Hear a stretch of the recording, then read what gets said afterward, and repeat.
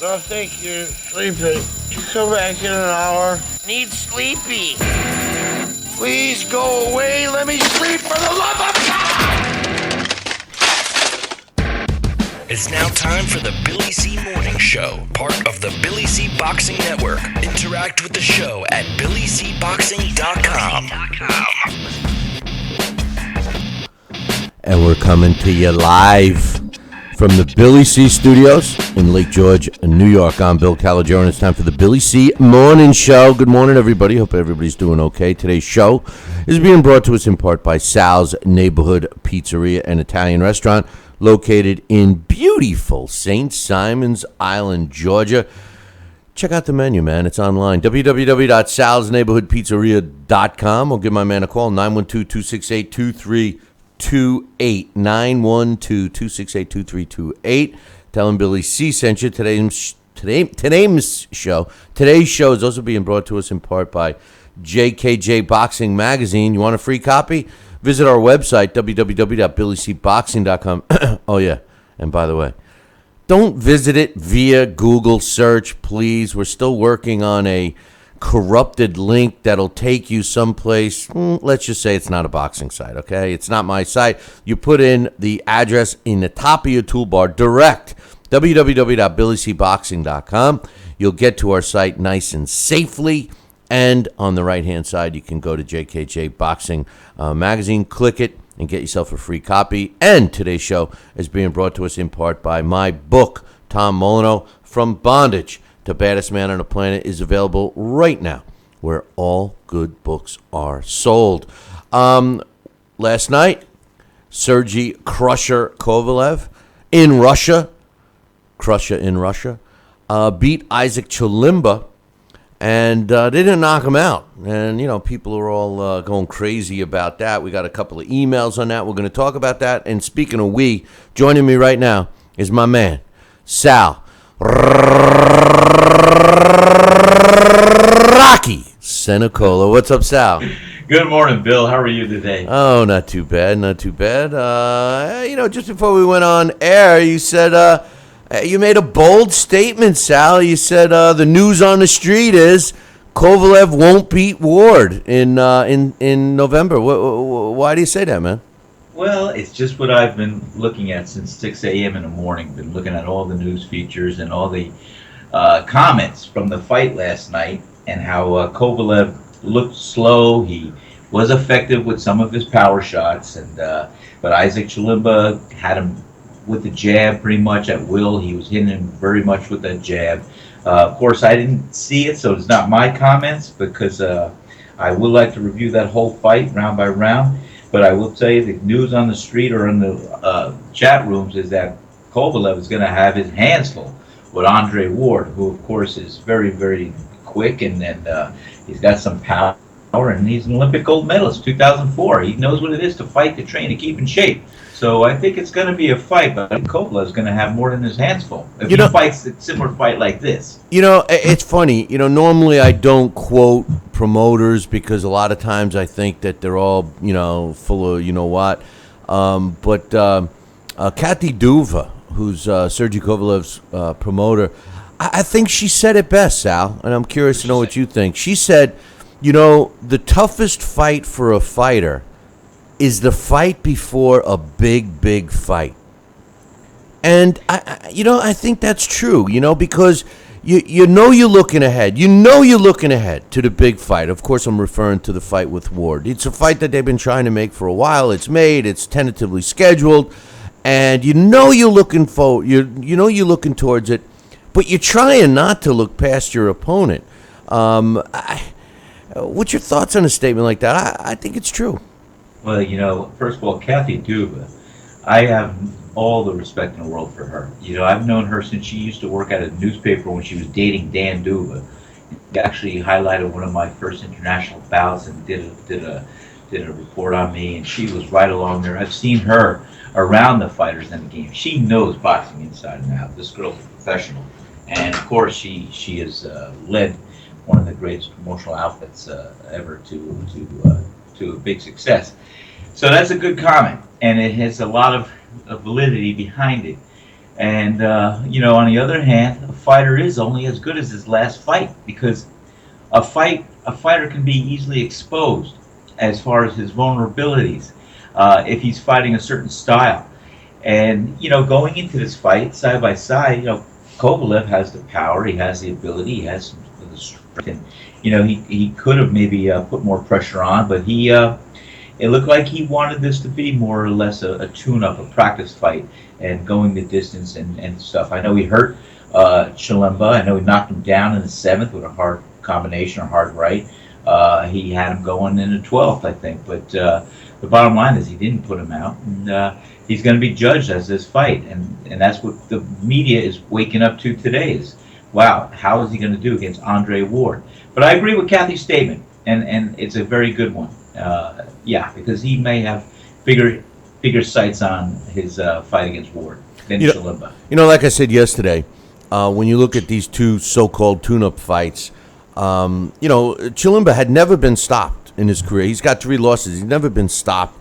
Ranked way higher. He's bigger, younger, all these things. As a tune-up fight, he's probably more than a tune-up fight. I mean, it wasn't a layup fight for Kovalev. Ward's tune-up fight is a tune-up fight. Ward's got this guy beat by age, by 7 years, I think, if I recall, and he's bigger. The guy never fought anybody. I mean, when you look at the two opponents, as so-called tune-up fights, Ward has clearly taken the easy way out.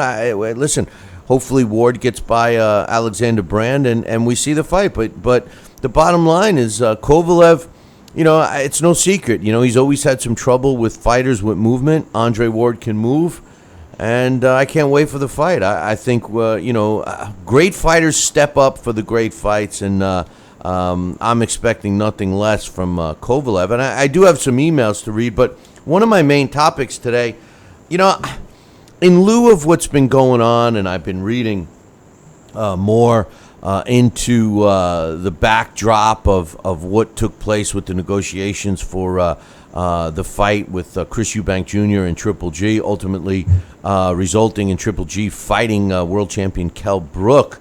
And I tell you, you know what, Sal? I mean, before I get into a couple of emails, I think Triple G, and a lot of people are going to disagree, because there's actually still fans out there that are discrediting him for fighting Kell Brook. They're calling him that he ducks all the big fighters, and it just pisses me off, because nobody wants to fight this guy. And the ignorant fans, that call him Triple Duck, they're only saying that for one reason, because their hero happens to be retired right now, so-called retired, the chicken shit. But anyway, the bottom line is this. I think Triple G right now really is the biggest name in boxing. But the surprising number, surprising factor for me is his low pay-per-view numbers. And the reason why I say he's the biggest name in boxing is because, you know me, I talk about boxing to everybody that'll listen. And, I'm starting to realize that people have heard of Triple G. People have heard of him. His punching power, his exciting fights, it has the sports world, not just boxing, the sports world interested in him. I just can't understand why his pay-per-view numbers haven't equaled the interest. What's your quick thoughts on that? That's a heck of an equation, too. You're right, because Triple G is a known commodity right now, I think, throughout the world. Where boxing, you don't have anybody out there that's stellar like a Mike Tyson or like a Muhammad Ali or even Vander Holyfield. That's a world name, a world-renowned name.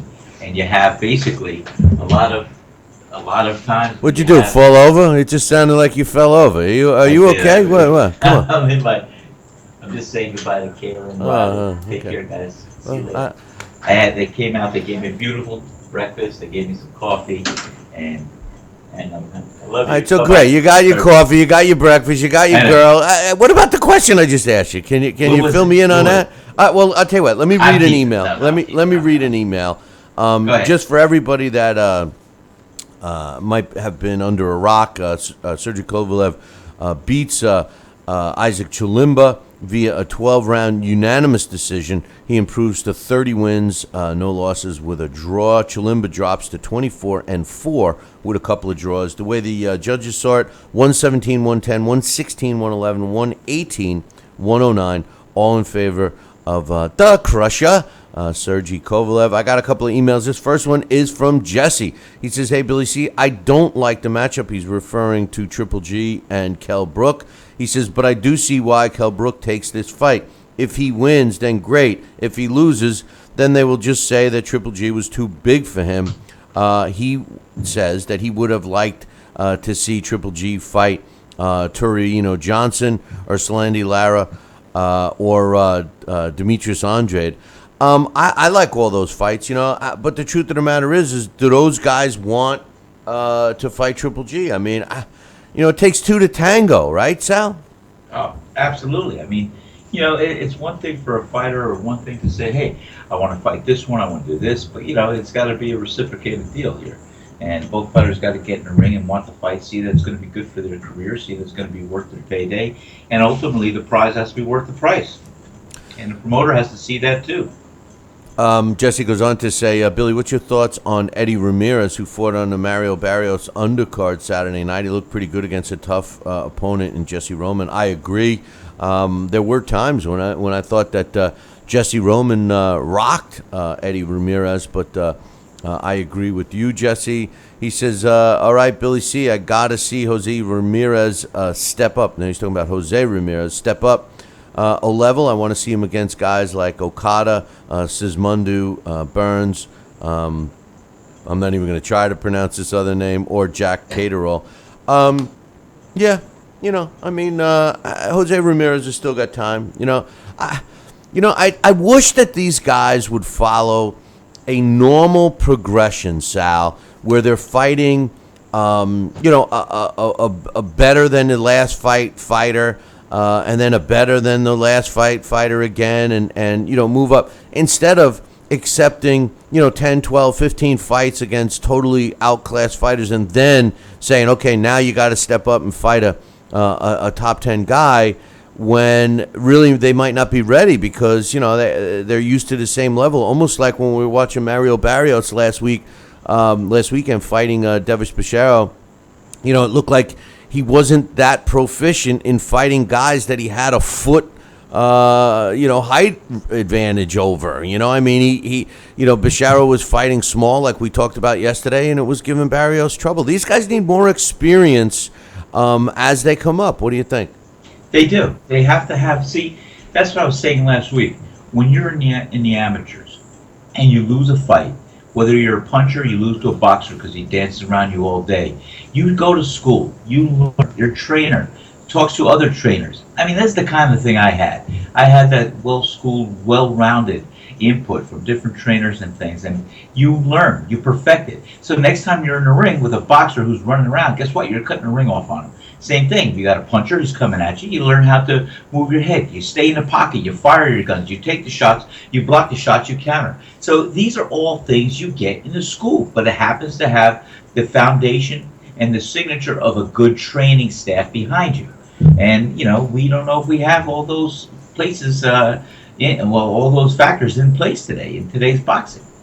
Yeah, it's just the overcautiousness, Well, and everybody's worried about, and good reason to be. I mean, half these guys, unfortunately, a lot of the guys that I grew up with and that I'm fighting, that were my peers, there's a term. It's sad. They're either walking on their heels. They're not as able to put things together or articulate or anything. And it's from all the shots to the head. It's a known factor. You take too many shots, it's going to pay off later. And it's not a good thing to live with. No, if you learn. You learn. Well, I'm just saying, if you learn, if you have a good teacher and a trainer, and he teaches you how to, fight defensively and offensively, not just one or the other. You don't take as many shots. You don't take as many shots. Your body can't sustain and deal with some of the little punishment you may take during the course of a career. I mean, that's why for some fighters better off than others. Yeah, like I was saying earlier, I believe that Triple G is the biggest name in boxing. He is exciting. Fans want to see him. And he's a technician in there. Now with that said, we've all seen him take shots. He literally has held his chin out and let fighters hit him, which I don't recommend to any fighter at any level. But Triple G has done that before, and I think it was just a display of his confidence. And I don't think he's going to be doing that against the upper echelon fighters. But today's topic, my question today is, why isn't his pay-per-view numbers good? I mean, maybe they're acceptable, but I would think that they would be a lot bigger. I mean, what is the stats of that? Because here's a guy that draws the attention, excites the fight fan, is a boxing purist, a boxing throwback. He can cut the ring off like a master. He's a matador in the ring, if you will. Only he delivers a wicked, powerful punch here and there, left and right. He's a crusher. I think pound for pound, he is one of the best out there today, if not the best out there today at 160 pounds. Right. I'm a big fan. Well, a lot of people compare Kovalev and Triple G, and they look at these two guys as being very similar in abilities and style and excitement level, etc., etc. And I say, nay. I think that Kovalev, has his moments, and he's always prepared to fight. But sometimes we see the crusher, and sometimes we see a guy that can't stop a fighter from moving around the ring like he displayed yesterday against Isaac Chilemba. You never see that with Triple G. Triple G, listen, I say it all the time. He's a ring general. He knows how to cut the ring off. He knows where his opponent's going to be. He sets them up. He breaks them down and finishes them off. I mean, that's what Triple G does, and I can't recall a fighter in the last decade or two that does it the same. I just can't. I mean, you can throw all kinds of names at me, and when push comes to shove, I just don't think that fighters have been as proficient as breaking down their opponents and doing it the way they want too, not just by accident. Sal, he's driving the bus. There's no question about it when he's in the ring. I'm talking about Triple G. Oh yeah, no, he definitely he's the master. He commands that ring. He, like I said, he's you have stated and restated, and I believe you and I understand it. He is a ring general. He knows where he is at all times. He knows where he needs to put his opponent to keep his opponent on defensive posture and always guessing and always thinking what's going to come next for me. I mean, he's a master. He is one of the true masters of the ring today. I can't say enough about this guy. I love him. He's great, and I don't expect him ever coming up short until he's either getting a little too old for the game or until he finds an opposition that's going to have his number. Well, truthfully, he's no spring chicken. He's 34 years old. So I mean, the truth of the matter is, I think a lot of these young fighters are just waiting for him to age or retire. I think they're totally fine with ducking this guy, and it's a shame. But anyway, I got another. It is. It's a shame. You know what's a real shame? When I was fighting and I was active, you were 34. You were an old man. No doubt. I mean, listen, when I've when I do all my research on fighters and stuff like that, I mean, when you look at some of the greats, they figured, they was way past his prime at 32. Nowadays, you got guys, in their 40s still fighting, and people maybe giving 53, them. Yeah, well, those guys they have a screw loose, those guys. But anyway, Joel's got an email. He says, "Hey, Billy C, what's your thoughts on Kovalev's performance against Chilemba? I bet Ward was smiling watching Kovalev not knock out Isaac. Do you feel, after seeing Kovalev Chilemba, that Ward will have an easier time with Kovalev in November, or do you still think it's going to be an even, tough fight?" I still think it's going to be an even, tough fight. I think that Andre Ward, first of all, I don't think he's got the power to hurt Kovalev with one punch. So that means that Andre Ward is going to have to get in there and be in the wheelhouse of Kovalev just to land a series of shots. And I think Kovalev's going to catch him. Listen, I think that Andre Ward is going to rip a page out of the Isaac Chilemba book. He's going to try to counterpunch Kovalev. And if he wins, he's going to win a boring fight that we're going to. It's going to be one of these fights you remember who won, but you're not going to remember any specific rounds. But I still think Kovalev will beat him. I do. I think Kovalev. Really do. I think Kovalev is going to be up for this fight. I think we might see the very best Kovalev we've ever seen. Now remember, I think one of the toughest fights that Kovalev had was his fight against Bernard Hopkins, and Bernard Hopkins was, he was 50 years old, and I don't think that Andre Ward may possess more natural talent than Bernard Hopkins, but he certainly doesn't know more about boxing than Bernard Hopkins, and Bernard Hopkins basically opened up his toolbox of all his tricks and employed them against Sergey Kovalev. He still came out with the win, not a knockout, but a win. And I think that at the end of the day, that's all that matters. What do you think? Yeah, I think that's it. A win is a win. And, well, that's what happened. Kovalev had a beautiful opportunity last night to showcase, and he wanted to say this is going to be a statement. He's going to fight and show. And unfortunately, it left a lot of people doubting his ability against Andre Ward. But then again, we got to see Andre Ward with his tune-up fight. We got to see how these guys are going to go in the ring together. And I think it's going to be where it's at right now. I think Kovalev definitely going to go to school. I think it's going to be a good fight. And I mean, listen.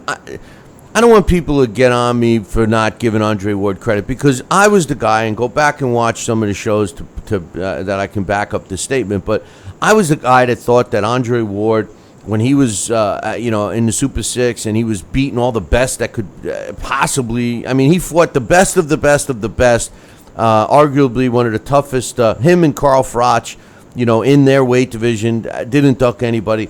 And I thought that he was really the pound-for-pound number one fighter, not that other guy.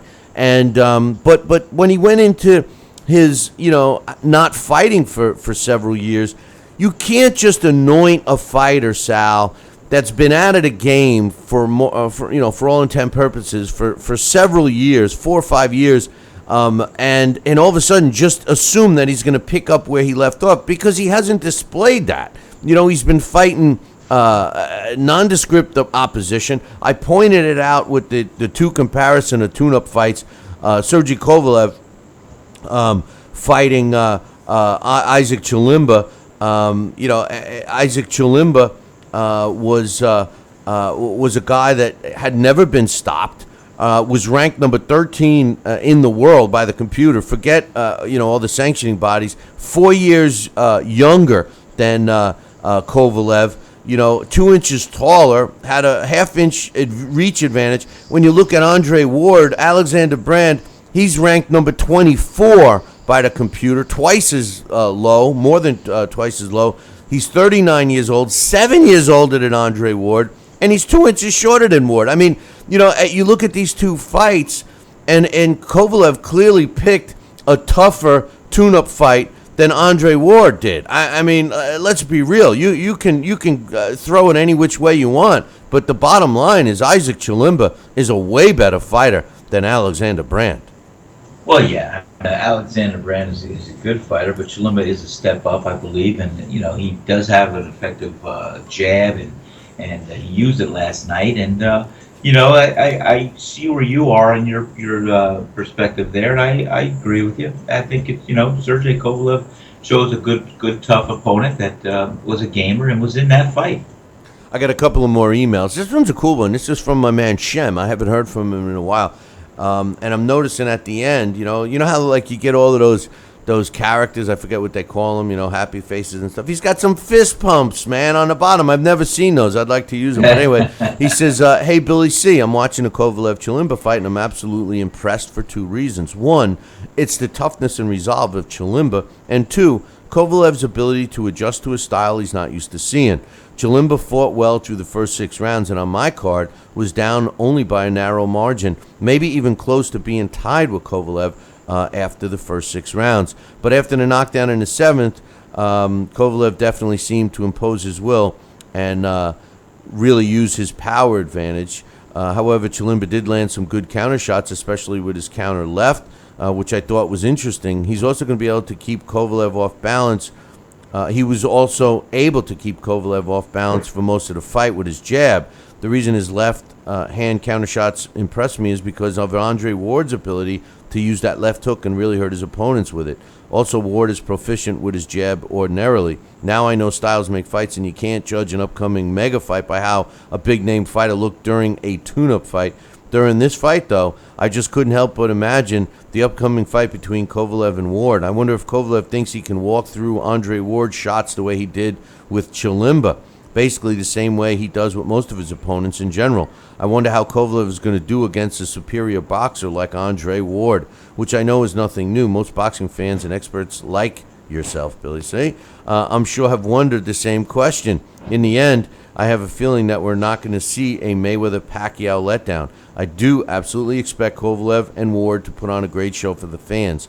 On one hand, I can see Kovalev overwhelming Andre Ward with his many power shots, with his ability to always be throwing from round to round, knowing that it literally only takes one clean punch from Kovalev to end his opponent's night.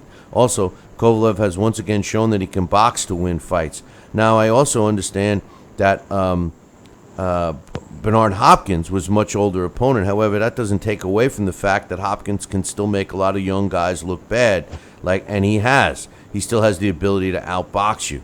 Yet he was not able to frustrate Kovalev, and Kovalev had his way with him for 12 rounds.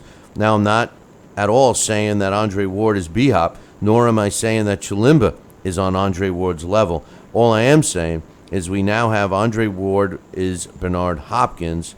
I am not saying at all that Andre Ward is Bernard Hopkins, nor am I saying that Chilemba is on Andre Ward. No, I think I just read that sentence. Either he's writing them double or I'm keep reading them. I need to get glasses. He says, and I'm saying is we have now seen Kovalev adjust to two slick fighters and not only win but win decisively. On the other hand, Andre Ward is a great fighter. His ability to move, counter, jab, etc. Absolutely, he has the potential to disrupt and frustrate Kovalev all night. Andre is also not a guy you can walk through. His shots will no doubt have some of the hardest punches, if not the hardest, Kovalev has faced. Same goes with Ward, of course, with Kovalev's punches. Ward is an amazing talent because of his perfect blend of speed and power. I can't wait to see this fight play out. Let me know what you think about the upcoming fight. Also, can you break down the Porter-Thurman fight? I felt Porter won the fight narrowly. He outworked him and landed more body shots. Thurman landed a few clean shots, but in my mind, didn't do enough to win. As always, Billy C., you guys are the best in the business. Keep up the great work. He says, sorry, I haven't reached out in a while. And he's got some fist pumps at the end. Listen, Shem, check out some of the shows from last week. We got really deep into the Porter-Thurman fight, and I had the fight a draw. I do think that the judges did not give Sean Porter credit for the body work, but it was an extremely close fight. I don't think it was a robbery in any stretch of the imagination. I would have been okay with Porter winning by a round. I was okay with Thurman winning by a round, and I would have been okay if the fight ended in a draw. As for the Andre Ward-Kovalev fight, we have been talking about that today. And you know, Sal, I do think it's going to be an exciting fight, but I don't think Andre Ward has that much punching power. I don't think that he's going to be able to rock Kovalev. I think that he's going to fight a tactical fight. I think he's going to try and pick his shots, counterpunch here and there. I don't think he's going to try to knock him out. Although his last fight, he did act like he had all this punching power, which he does not have. You know, all of a sudden these fighters act like they got pop when they don't. So I think it's going to be a tactical fight. I think Andre Ward is going to try to outbox him, pick his shots, move, and I think Kovalev is going to try to counter that by cutting the ring off and landing power shots. What do you think? I think exactly what you said. Andre Ward is a tactical boxer. He's going to try to move, give him lateral movement. He's going to hit him with the jab. He's going to set up some shots. He's going to follow everything off the jab or feint and then counter and try to lure Sergey Kovalev in and let him commit to a punch and then counter that. And I think he's going to give him movement, and I think he's going to come in shape, great condition to move around the ring for 12 rounds. I don't know if he's going to stand in a pocket and try to trade guns with Kovalev, but I think Kovalev's his big offense is going to be his heavy hands and his punching ability. Can he cut the ring off? Can he look at moving laterally? Can he keep Ward in front of him? And so those are going to be some of the questions. And of course, Sergey Kovalev does have that powerful right hand, and that could be the equalizer. That gets more fighters off their bike and off their wheel and off their fight game right away when you get caught with a heavy shot. I tell you what, the knockdown that Kovalev gave to Chilemba, you know, Charlie Fitch could have stopped that fight. Chilemba wasn't responding as quickly as I felt he should have, but you know, Charlie Fitch is I think one of the best referees out there, and you know, he gave the fighter a chance, and ultimately he stayed on his feet like he always does for his fights, and ended and went to the scorecards. But what a crushing right hand. You know, listen, this was also a fight in front of a sold-out crowd in his home country of Russia. I'm sure the pressure was on him. No excuses. The bottom line, at the end of the day, he won the fight. And he also felt that, you know, Chilemba was picked specifically to help prepare him for a slick fighter like Andre Ward. Listen, I just can't wait till November.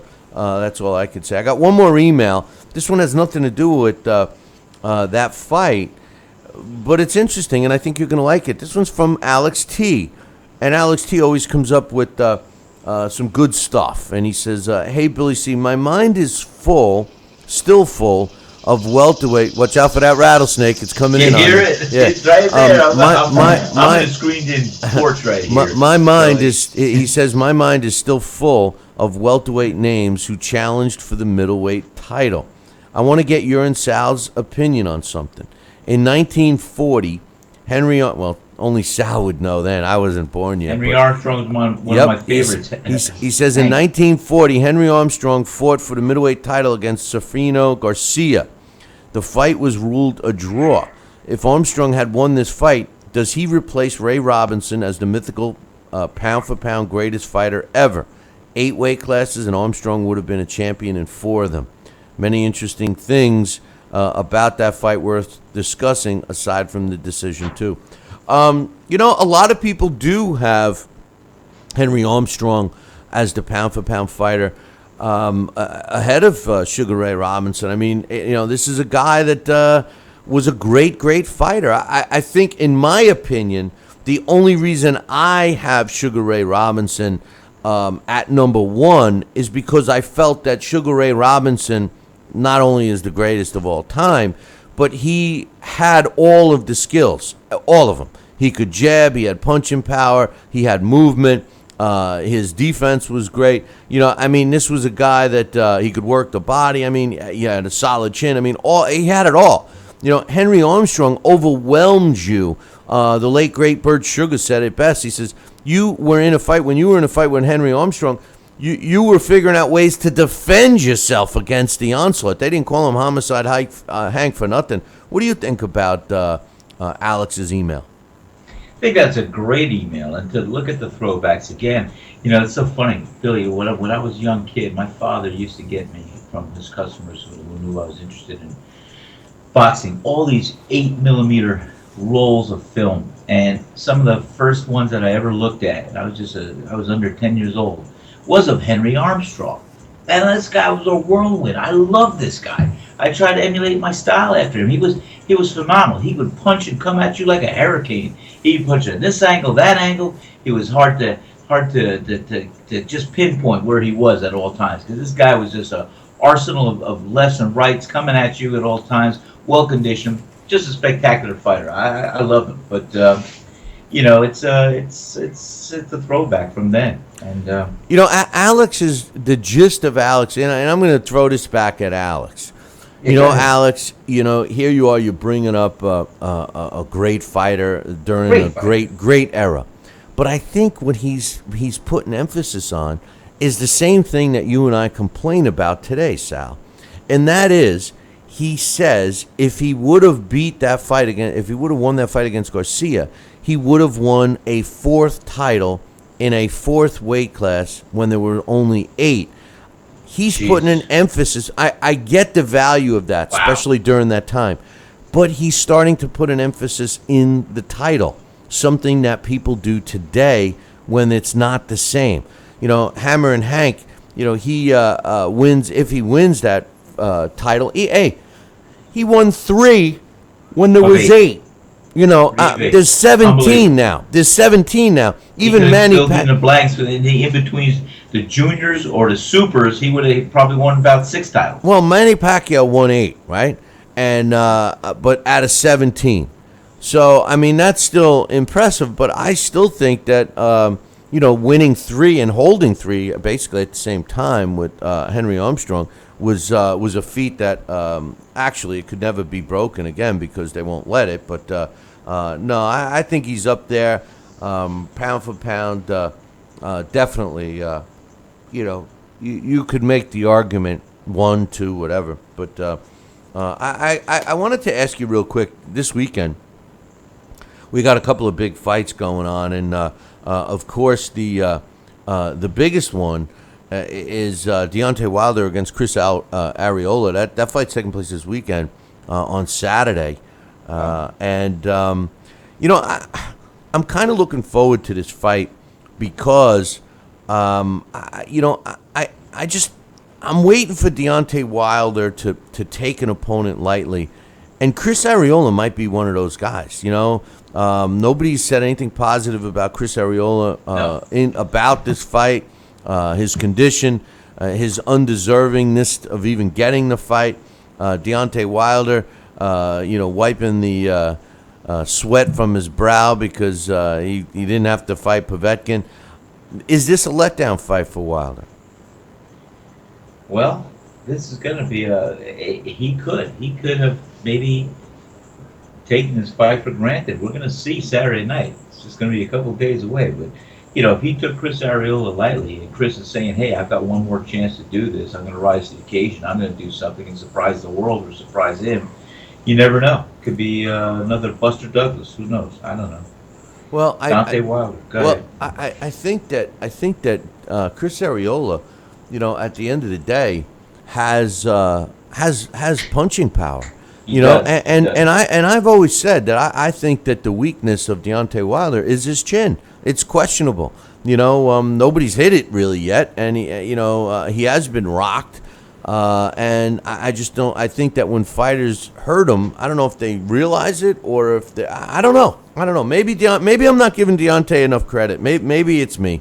Well, but, you definitely choose your fighters, and you see, and you have good, strong opinions like I do, and you're definitely making some good, valid points. And let's see Deontay Wilder's chin and who he wants to beat up on and try to sustain a championship belt. But let's see what Chris Arreola does, and then if Deontay Wilder gets past him, then you gotta have to see who the heck he could fight next. Is going to be a top name, top draw, and top threat.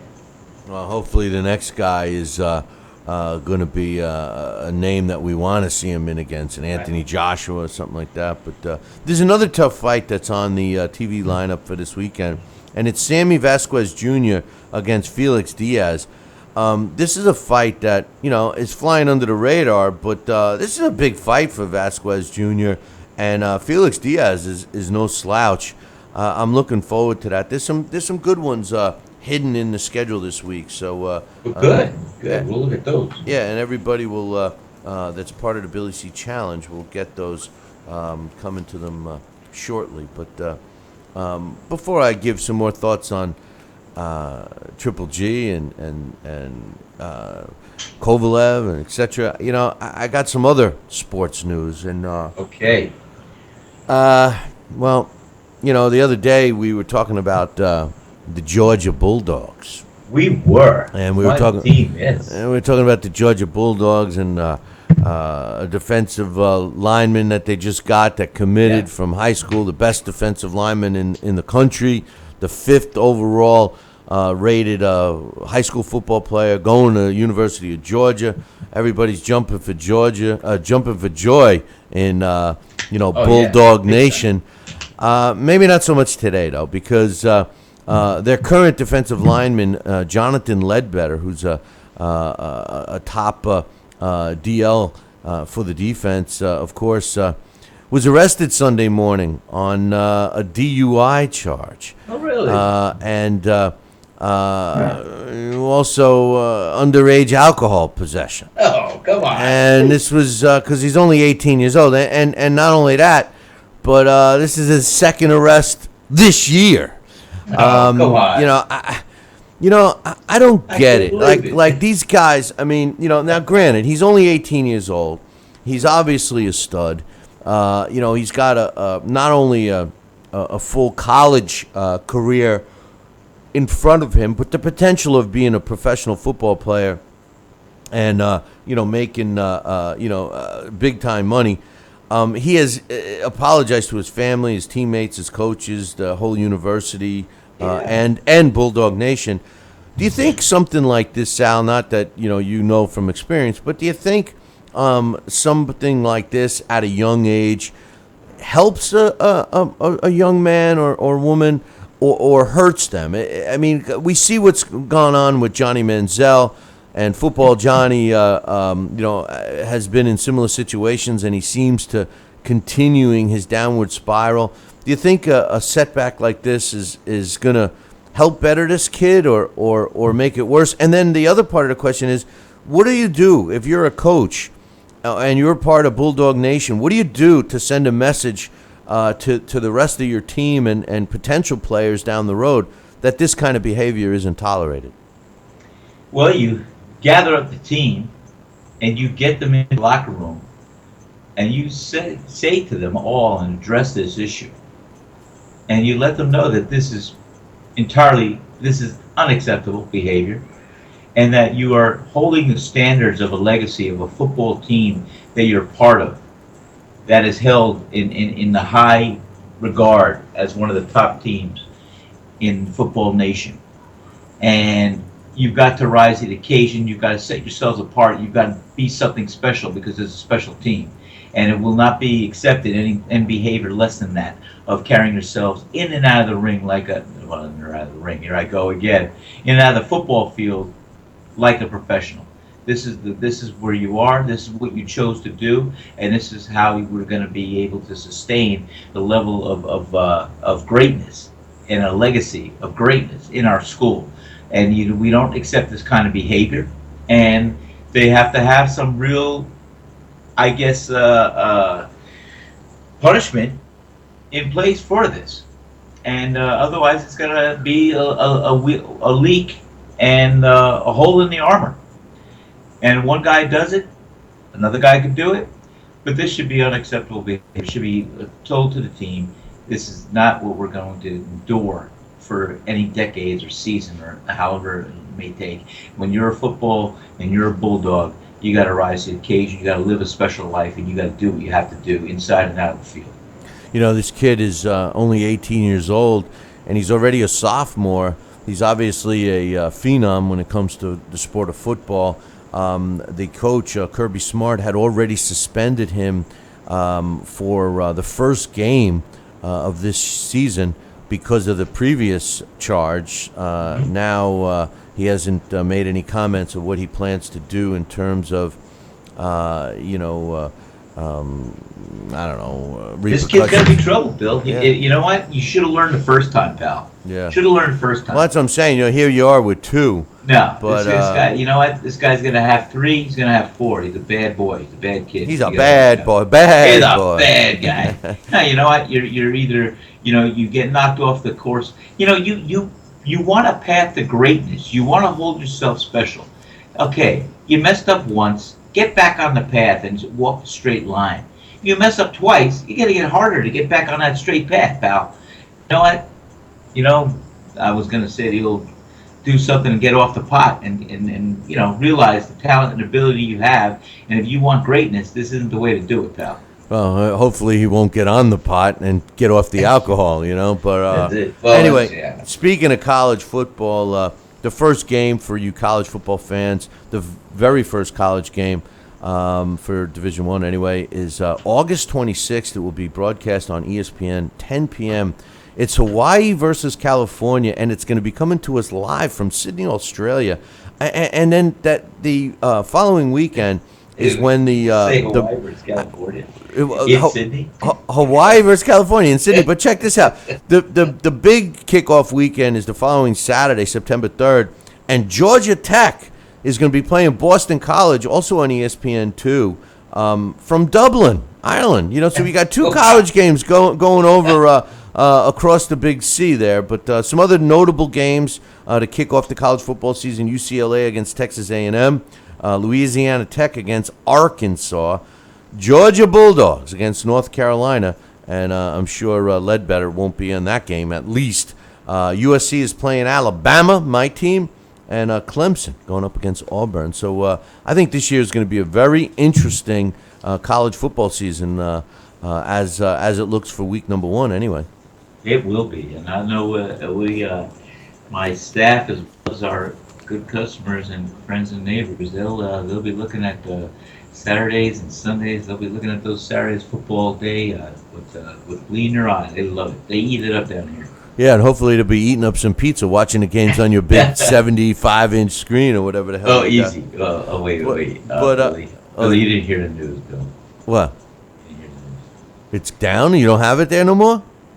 I returned the TV just Sunday. Why? We'll get into that. I'm gonna go another route. I think we're gonna go the hanging projector route with a pull down screen. Oh, that's nowhere as near as crystal as that other. That TV was crystal. That 75 inches of crystality. Let me tell you, I would have never returned that. You got see when I brought it back. It wasn't gonna fit my Alfa Romeo. No way, no. But I tell you, man, you got a good deal, and I don't know. I think you made a mistake. That was like watching a live game right in front of you. There's no way the projector TVs are as good. I don't know, man. Well, either that or I may get a smaller TV, not a 70-inch, not a 75-inch, maybe a nice little smaller 60 or 50, and they have this new TV. I said it wrong. It's a 4G. It might be a 4H, whatever the heck it is. I have no idea. But this TV, the crystal clear, it's almost so clear. It's like 3D. Have you seen it? Have you heard it? No, I tell you, that one you had was pretty crystal clear. But anyway. It was, but I'll tell you what. We had all kinds of trouble. People banging their heads, getting up off the chairs. People doing this, people doing that. People saying, "What are you doing? I don't want to watch TV. I want to listen to your music." I said, "Well, the music's on. I'm singing." Yeah, well, I don't think they want to listen to that. I know the staff that any chance they get to listen to anything other than that, but they go home singing it. But so as we close here, I just want to ask you. So what do you think Triple G has to do to get his pay-per-view numbers to rise? I mean, he is... I'm shocked by that, Billy, when you said that opening the show, that his pay-per-view numbers aren't that high. They're not. He doesn't do... I mean, his next fight, I don't even think it is going to be pay-per-view, So against Kell Brook, I think it's going to be on regular HBO. So I mean, I don't get it. I don't understand. There's people that want to see the guy, and yet they're and here we got Victor Postal and Terrence Crawford going on a pay-per-view. Now maybe they're in line to make more money by doing the route they are. I'm talking about Triple G's team. Because I don't think Crawford Postal is going to do very well. I'd be shocked if they get 200,000 buys, but Triple G. For him to do 300,000 buys, I mean, that's probably acceptable, but I'm just shocked that he should be doing Canelo Alvarez type numbers, and I'm shocked that he doesn't. I don't understand it. Do you think that Alvarez is a bigger pay-per-view draw than Triple G? I think he's got me personally the route that he's taken. No. Triple G is an exciting fighter. Oh, yes. Triple G. No, you're going to see a fight. His fights. See a fighter, a champion, at his best. Yeah, his fights are always exciting. You're waiting for the knockout. You're watching him systematically break down an opponent. They're exciting. They got you on the edge of your seat. Alvarez, sometimes he's exciting and sometimes he's not. There's nothing worse than watching fighters they're just not exciting. And I can't stand when these people say, oh, well, that's boxing. That's the art of boxing. But bullshit. That's not the art of boxing. You got to be able to engage. At the end of the day, it has to be entertaining. When you go through the course of time and the history of the sport, the most entertaining and most memorable fights were the most action-packed. You're not going to say, so-and-so, who I'm not going to mention his name, his fight against any one of his opponents was exciting, because they weren't. You can't even remember the fights. You remember the names who he fought, but you don't remember the fights. You think of Triple G, you remember the fights. You think of Tommy Hearns, Sugar Ray Leonard, Roberto Duran, Marvin Hagler, all those guys, even of course Mike Tyson, all these guys, you mention their name and all of a sudden all these fights pop into your mind that were exciting. Triple G has that juice, man. He's an exciting fighter. I don't understand why it's not transcending into money out of pocket. I don't get it. Well, that's a big question. I don't know either, because he does have a fan base. His name isn't just refined to, or assigned to boxing. I mean, he is a name.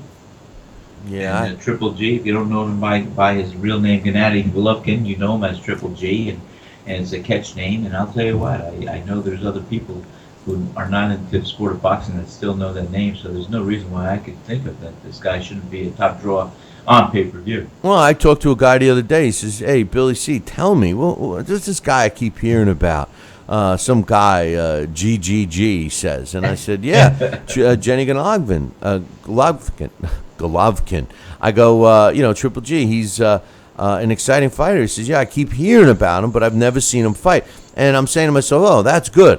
That people hearing this guy, they want to see him. And then, you see that his next big mega fight is not even a pay-per-view. Hey, don't get me wrong. I don't mind. I'm glad that it's not a pay-per-view. I think the fans deserve great fights that, they don't have to spend extra money for. But I just don't understand why his numbers aren't more solid. Absolutely. I have no idea. See, I didn't know that, and I'm glad you told me that stat. I'm going to have to look into this and see what's going on. Yeah, no, it's kind of crazy. But anyway, hey, Sal, I got a trivia question today that I want to ask. And, not so much to you, but and I'm going to read it. Now, I want to thank Henry Haskup, a guy you know. I sure do. President of the whole Boxing Hall of Fame, New Jersey, and many other things. Yeah. For providing this question to us. And for the first person that gets this answer correctly by emailing me, Billy@TalkinBoxing, that's TalkinBoxing.com, will win a choice of some great prizes. Here's the question. Which boxer had the fewest pro bouts under his belt after having met 5 either current or former world champions? Which boxer had the fewest pro bouts under his belt after having met 5 either current or future world current or previous world champions? So in other words, this is a guy that fought a low number of fights before he met 5 world champions, or former world champions. So if you're the first one to email me, Billy@TalkinBoxing, TalkinBoxing.com, you'll win a choice of some great prizes. You got any ideas on this one, Sal? I don't think it's going to be a contemporary fighter. I'm trying to think. The fewest professional fights, yet he faced the most former or current champions. 5. Well, they're all former. 5 former or 5. In other words, on his path to success, he was fed a hearty, stable diet of former world champions. Right. So this guy early on, and yes, I'll give you a hint. It's not a recent guy, of course. It's not a recent guy. Exactly. See, I'm good. I'm in the process of And- elimination. and I'll Now give I've it- only got a couple 100,000 more. That's right. Well, let me give him another hint. It's a Hall of Famer, of course. I mean, so Yes. these are two pretty obvious scenarios here. It wasn't recent, and this guy's a Hall of Famer. So which boxer had the fewest pro fights under his belt after having met 5 world champions? Obviously previous, or otherwise he would have been a 5-time champion already. But if you know this answer and you're the first one to email me, Billy@TalkinBoxing, TalkinBoxing.com, you'll win a choice of some great prizes. So good luck to everybody on that. Henry Armstrong. No, it wasn't, but that's a great guess. But remember, he lost his first couple of fights. That's the did. other thing about Henry Armstrong, on this day in boxing history, July 12th. I got to get some other day on other sports history. I'm going to start introducing that. But on this day, July 12th, in boxing history, in 1948, Ike Williams knocks out Bo Jack in the 6th round to retain the world lightweight title. It took place in Philly. Bo Jack and Ike Williams, what a great bunch of fights those two guys had, huh? Oh, they sure did. In fact, one of my first professional trainers at a Gleason's gym, I remember Ira Becker, who was the manager there with Bruce under his tutelage in Gleason on 3rd Street, 8th Avenue. I would go to the gym and just start boxing by myself, and Ira Becker came up and he introduced me to Ali Stoltz. Ali Stoltz was an old lightweight who fought Bo Jack, fought Chalky Wright, I think. He fought Bob Montgomery twice for title. Ali Stoltz taught me a lot of good boxing, good bit of boxing. He taught me a lot of defense. Do you know much about Ali Stoltz? Yeah, a little bit, but you mentioned Bob Montgomery, and talk about Bo Jack and Bob Montgomery. They had a few fights together, too, some memorable They sure fights. did, too. But Ali Stoltz used to tell me about his fights with these kind of caliber of fighters, too. So that's why it just gave me a little bit of a reflect back to that era. But those guys were fantastic, that era. That was just a great era. Well, also on this day in 1950, Jake LaMotta, who, by the way, Jake LaMotta just turned 95. I know he did. I can't believe it. I'm you- so happy for Jake. I saw it on Facebook, and I wish Jake a happy birthday. It was just yesterday or the day before. Sunday, and it was 95 years old, and he's actually he's currently holds the title for being the oldest living former world champion right now at 95 years old. So Unbelievable. God I hope bless he reaches Jack. 100. Yeah, God bless Jake LaMotta. He was at the Hall of Fame this year, and he's still moving around pretty well, and still wears his cowboy hat, and he's still as ornery as ever. But on this day in 1950, Jake LaMotta wins a 15-round decision over Tiberio Mitro to retain the world middleweight title. It took place at Madison Square Garden in New York City. On this day in 1986, Evander Holyfield wins a 15-round decision over Dwight Muhammad Quayi to win the WBA World Cruiserweight title. That took place in Hotlanta. On this day in 1987, Lupe Aquino wins a 12-round decision over Dwayne Thomas. Thomas. I thought maybe it was Thomas, but it's Dwayne Thomas, of course, to win the WBC Junior Middleweight title. Took place in France. And on this day in 1985, Barry Michael, isn't he a musician? No. Barry Michael wins a 15-round decision over Lester Ellis to win the IBF World Junior Lightweight title. And that took place in the land down under, Australia. Wow. So interesting stuff going on today in the sport of boxing. But, that's going to be on my mind all day today. Triple G, one of the biggest names in boxing, if not the biggest name in boxing today in terms of popularity. Pay-per-view numbers, not that great. I don't get it. You know what? You just stumped me with that whole. I didn't know that, and I don't know why. He definitely has been brought up. He's been promoted. He's a catch name in the game, and fans love him and know him. And even if they have questions about him, they want to see him fight. Hey, a big draw. did you ever watch Get Smart? 99. Yeah. Well, geez, Max. I was waiting for the shoe foam. Well, you know what I'm going to get you? Look for it in the mail. I'm going to get you the cone of silence because that's what you need to broadcast. Except this time we're going to put the microphone inside the cone because if you remember, Max, they used to do the cones of silence and they would talk and they're going, what? I can't hear you, you know, because Exactly. That was that Barbara Feld in 99. Oh, God. Man, that was a classic. That was a classic. She was hot. I tell you what, she was hot. They didn't have her looking as hot as the movie version of Get Smart recently, but she was a hottie. But yeah, I'm gonna try to get you the cone of silence. But then again, you'll probably return it after using it for a show or two, you know. But I probably will. I'll tell you what. I can see how you are. I can see how you are. Around me, I got planes flying overhead, and I got a wood line all around me. I might as well be in a jungle. You might as well.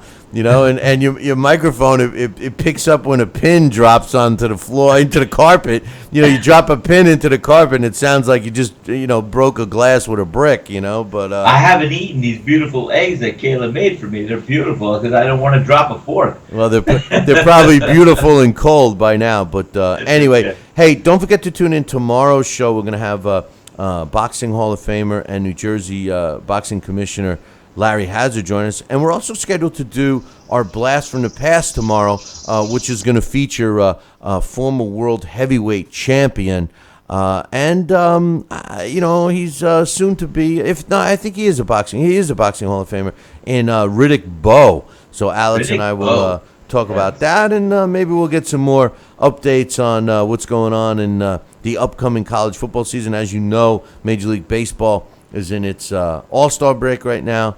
My Mets are in some serious trouble as the second half of the season goes. But we got some great boxing events this weekend. We'll start talking about these fights all coming up later in the week. Sal, any final thoughts, my man? No, I'm just going to look into this whole pay-per-view thing with Triple G. And I'm excited about some fights coming up down the later part of this year, and as well as some good fights this weekend. We'll see what happens with Dante Wilder versus Chris Arreola. Yeah, Chris Arreola's got a knockout chance, knockout puncher's chance. But when he fought the bigger guys in the past, he just seems to be kind of like. Remember those punching things you'd fill up with air and it had like a clown face and you would hit it and it would rock back and punch you. Your meter. That's kind of what Chris Arreola does. But anyway, my final thoughts is stay hydrated. If you're up in the Northeast or Southeast, it's going to be really hot and humid today and tomorrow. So make sure you stay hydrated. Drink plenty of scotch. I'm sorry. I mean water, not scotch. My choices. But anyway, make sure you tune in tomorrow. Same bat time, same bat channel. Until then, ciao, baby. Goodbye, folks.